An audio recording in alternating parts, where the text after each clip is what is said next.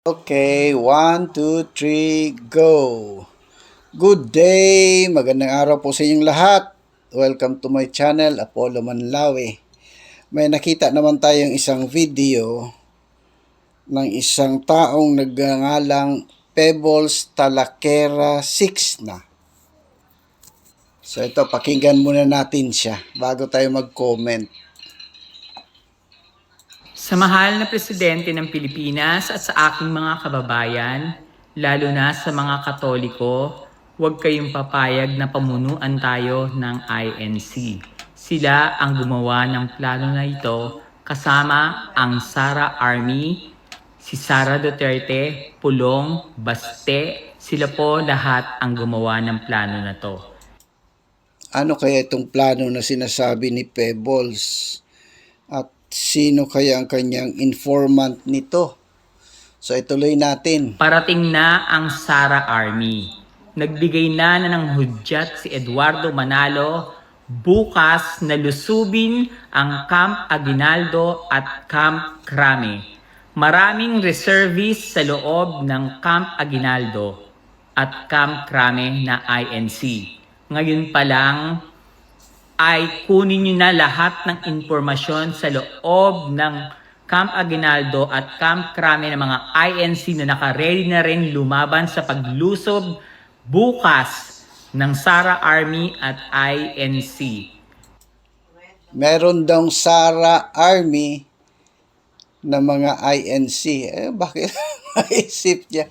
Tapos lusubin daw ng Iglesia ni Cristo ang, sabi niya, kampo ng sundalo. Tuloy natin. May mga lalaban na mga militar na miyembro ng INC. Militar na miyembro ng INC. Bukas lulusob sila sa Malacanang pagkatapos nilang lumusob sa Camp Aguinaldo at sa Camp Crame. Bali, ang iglesia daw lulusob sa Camp Aguinaldo, lulusob sa Camp Crame, at lulusob sa Malacanang. Grabe ang imagination ni Pebbles. Ano kaya nainom nito? Didiretso sila sa Malacanang para gawin uli yung nangyari sa kay Apo Lakay noong 1986. So, lusubin ang Camp Crame, Camp Aguinaldo.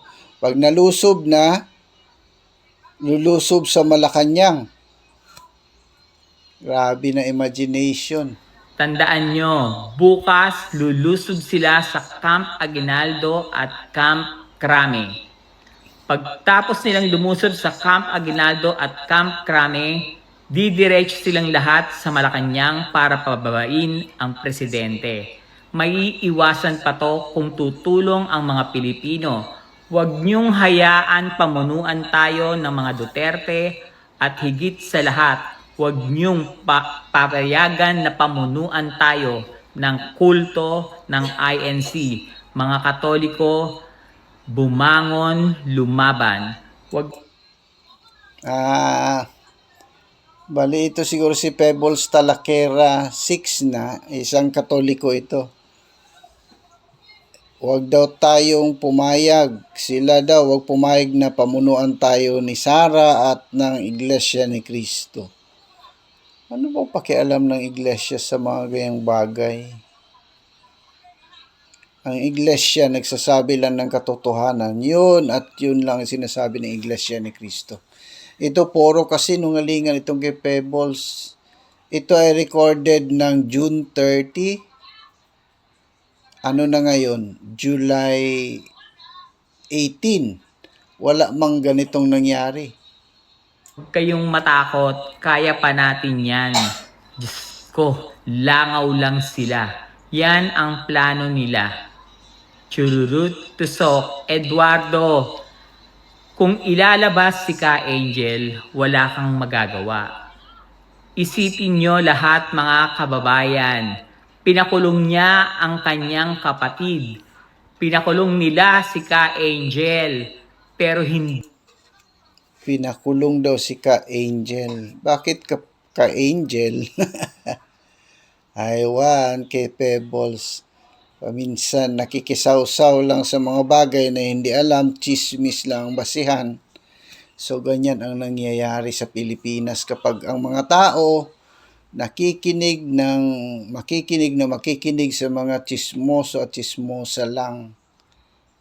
Babagsak ang Pilipinas. Di nila pinagtanggol. Samantalang si Marcoleta na sampid lang sa relihiyon at kulto nila, pinagtanggol nila. Yan ang Ayun, galit siya kay Marcoleta. Ayan din. Siguro, nakinabang ito siya sa flood control scandal. Baka nagkamaleta din ito siya kasi galit na galit siya kay Marcoleta kasi si Senator Marcoleta, hinahabol niya yung kumuha ng malaking pera sa gobyerno sa pamamagitan ng flood control project scandal. Maring ito si Pebbles nagkapera ito kaya galit na galit kay Marcoleta. kulto. Ipagtanggol mo si Marcoleta na hindi nyo kapamilya at hayaan nyong makulong si Ka Angel. Huwag nyo akong pinagloloko. Yan ang plano nila. Pinagloloko daw siya. Ano bang pakialam ng Iglesia ni Cristo sa iyo? Bakit ka naman lokohin? Wala, may sira.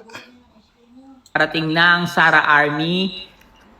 Hulihin nyo si Pocky, si Fillmore, si De Leon at lahat ng retired militaries dahil lahat sila ay nagplano na pabagsakin ang presidente at babuyin ang Pilipinas.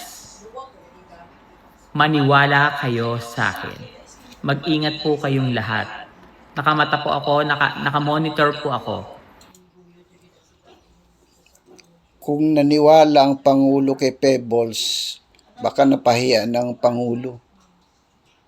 Ang Iglesia ay kasama ng gobyerno, tumutulong sa gobyerno, sa panahon ng COVID, sa panahon ng kalamidad, nagtuturo ng magandang aral sa mga miyembro nito. Kaya may respeto kami sa Pilipinas, mahal namin yung Pilipinas. Hindi namin ninanakawan ang Pilipinas. Tumutulong kami upang mahuli yung magnanakaw sa Pilipinas. Maraming tumutulong. Chirurut sakbe. Ay isa pa, hindi lahat yan ay INC. Ang iba dyan ay bayaran ni Marcoleta at ni Mike Defensor. To NBI Matibag, ikulong nyo si Mike Defensor. Papatunayan ko yan na bayaran niya yan yung iba. Hindi INC yung iba dyan. Hindi ganun karami pupunta ang INC. Yun, inutusan din niya si Director Matibag ng NBI. Siguro, napasunod niya si Matibag, si Director Matibag. Kaya sa ngayon, sa araw na ito ng recording, napakulong na si Mike Defensor. Tuloy natin. Defensor sa kan demonyo at Marcoleta, aw. Che, alam mo naman talaga malilinis yung mga sindikato naman. Paimbestigahan niyo yung costume. Samahan. So, yun lang ang ating video. Yung sinabi ni Pebbles Talakera, hindi po nagkatotoo yun. Kaya, napatunayan na chismis lang yun. Chismoso.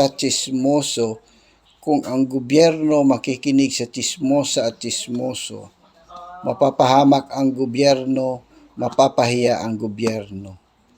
So, ang Iglesia ni Cristo po ay hindi kailanman lumalaban sa gobyerno. Ito po ay nagsasabi lang ng katotohanan, sinusuportahan ang katotohanan. So, hanggang dyan ang ating video. Please like, please comment, and don't forget to subscribe.